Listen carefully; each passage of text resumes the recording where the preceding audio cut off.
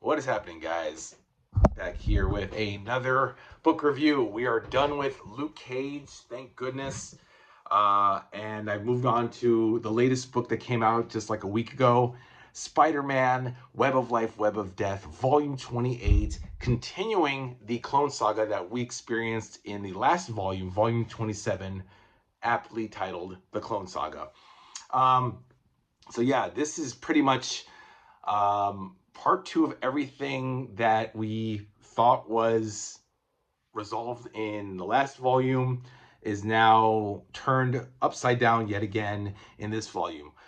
This covers Web of Spider-Man. I'm going to do this from memory, guys. Web of Spider-Man 120 to 123, Spectacular Spider-Man 220 to 222 or 3. All right, forget it. Yes, okay, 222. I tried. Um, Amazing Spider-Man 397 to 399. Like I said, Spectacular Spider-Man 220 to 222. Web of Spider-Man 120 to 123. Spider-Man 54 to 56. And then we have like Spider-Man Unlimited number 8. We have Spider-Man the Clone Journal. We have Spider-Man Funeral for an Octopus number 1 to 3. And I think that's it. All right. Yeah, pretty much. Yep. That's it, guys. So all of those, that's pretty much what 18 issues or 18 issues books, if you will. Started it yesterday. I read like the first 8 yesterday, and then finished the last 10 today. It's funny. Yesterday I read the first 8 were Web of Life storyline, and then the Web of Death storyline. So it was 4 and 4, and I stopped there. Then today I started with Unlimited 8, which was like 50 some pages, which was actually pretty good.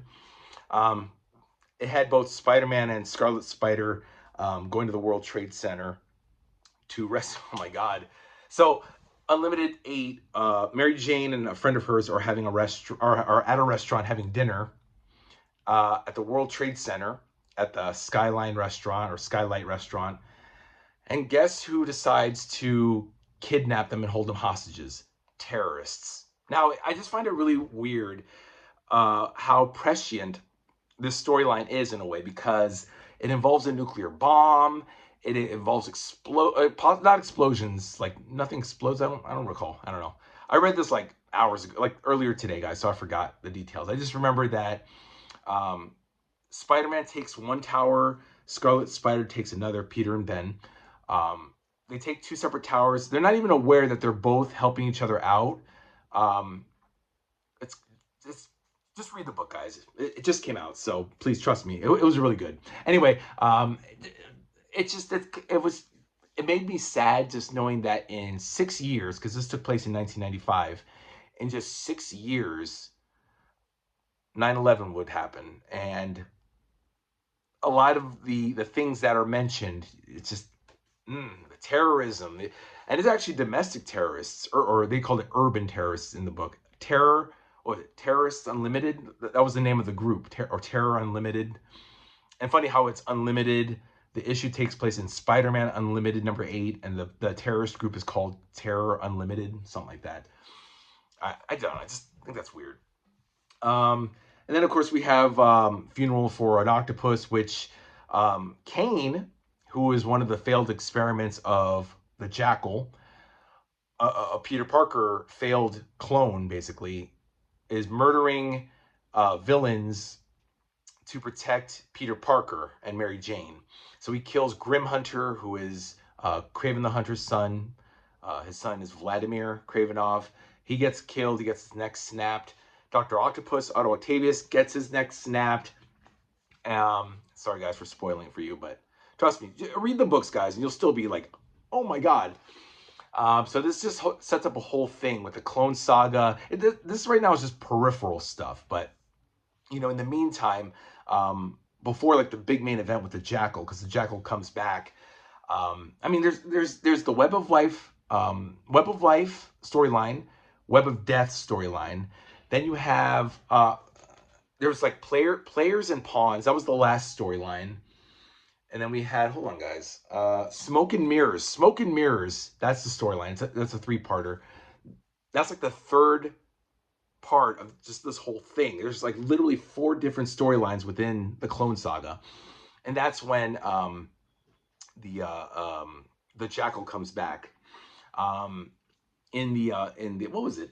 Yeah, Funeral for an Octopus was another 3-part storyline that involves the Dr. Octopus's cousin, Elias Hargrove, assembling the Sinister Six, really Sinister Four, because there's only Hobgoblin, Electro, Mysterio, and Vulture, just four of them, to retrieve Doc Ock's equipment, which has been confiscated by the government up in Long Island.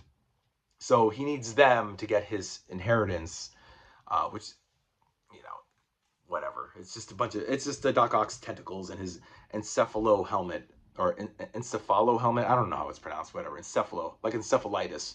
And of course, Spider-Man's involved, Scarlet Spider's involved, but they don't realize that they're together. There was a lot of moments where Spider-Man and Scarlet Spider, Peter and Ben, don't even realize they're fighting the same enemies and fighting for the same goals, but for some reason they're kept apart rather than working together. I mean, this happens literally 3 times in 3 different storylines. I'm like, okay. I guess, I think I forget, but I guess Peter assumed that Ben left town, but Ben is still in town and he's masquerading as Scarlet Spider. Oh yeah, it was towards the end that he was like, oh yeah, they did meet each other at the end. And I guess he thought that, he was like, I knew you were around because I heard Scarlet Spider was here, but wow, this is the first time I ran into you, and hey, it's good to see you. You know, hey, clone. They do run into each other in the very last Jackal storyline with Players and Pawns. And, you know, Jackal comes back, and turns out he's not a clone, but he's made a clone of himself with this little midget Jackal named Jack. There's Spider-Man, there's Kane, there's Ben Reilly. You know, he's telling them, you're the clone. No, you're the clone. No, you're both clones. No, neither one of you are clones. It's like, it's so frustrating. And then there's like a big Peter Parker clone of, I guess, Kane, named the Guardian. So there's literally like 4 different Peter Parker clones, maybe more out there. No, then there's the mysterious, the third Peter Parker, who has amnesia now, and he's now he's left town, and now he just discovered his powers. So there's literally Peter, Ben, this mysterious Peter Parker, Kane. Well, I guess the Guardian is now dead, but Kane, as some of you may or may not know, is a failed Peter Parker, and he just wears like this weird face. He's got scars. He was a genetic failure that should have died and disintegrated, but for some reason he lived. You guys with me so far? It is very confusing. I mean, I remember this is when I started collecting comic books, when this in 1995. So I remember vividly all this that happened when it happened. Fuck, 29 years ago. Oh my God, guys, we're almost 30 years, and I still look reasonably young, hopefully.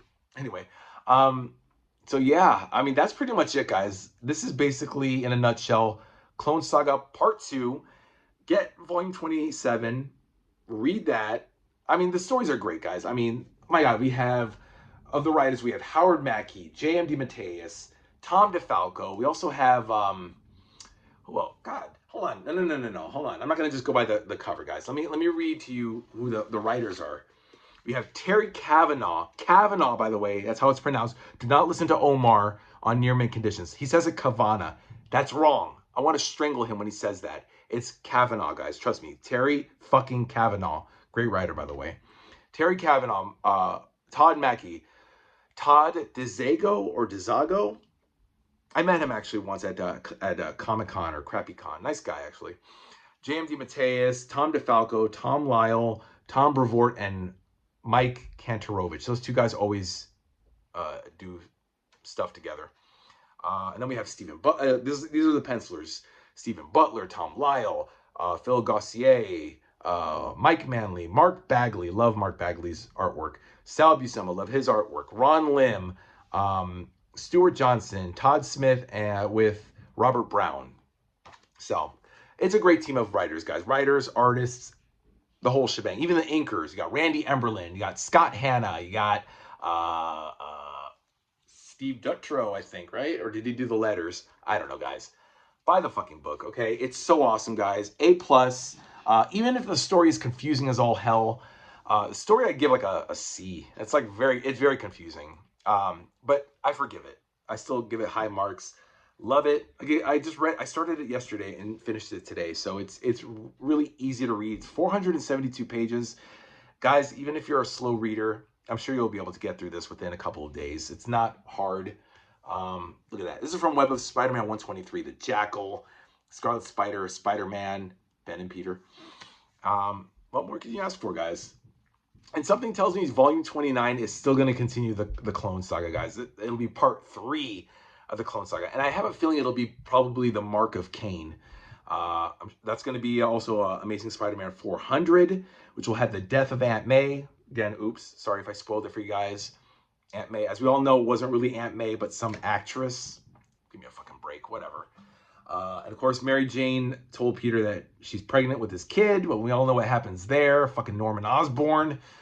So, whew, guys, I love it. It's 90s, mid-90s Spider-Man. Love it, guys. Volume 28, Web of Life, Web of Death. Get it now in your stores, guys. And I think I haven't gotten Avengers Volume 23. That'll come next Saturday. You know, I don't want to say God. I don't believe in God, but, you know, God willing. So I'm going to move on to Ghost Rider Volume 2, The Salvation Run. That's going to be my next thing. Let me get it out. In case you guys didn't see it yet. Oh, my God. Hold on. Oh, my God. It's like wedged in here, guys.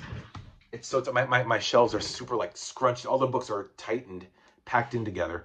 But this is going to be the next one, guys. Volume 2 of Ghost Rider, The Salvation Run, 1975 to 1978. So we're going back to the 70s, guys. After finishing the 70s with Luke Cage, we're going back with Ghost Rider. And Karen Page appears as a supporting character. She leaves Daredevil and moves over to Ghost Rider. It's kind of like when a character leaves a TV show, one TV show, and goes to another, like on Law and Order, or I don't know, a lot of those Dick Wolf TV shows. Anyway, that's enough, guys. I'm rambling now. Let me know what you guys think in the comments down below. I think this was a good video, right? I didn't phone it in. So hit a like, guys, or don't, whatever you guys want. Hell, dislike it. I don't care, guys. But I hope you found this informative. I read these epics, guys, so you don't have to, but I do encourage you to read, especially this one I just read, Volume 28 of Spider-Man. And that's it, guys. We're moving on to Volume 2. I love it. Let me know what you guys think, guys, and I'll see you next time. Bye.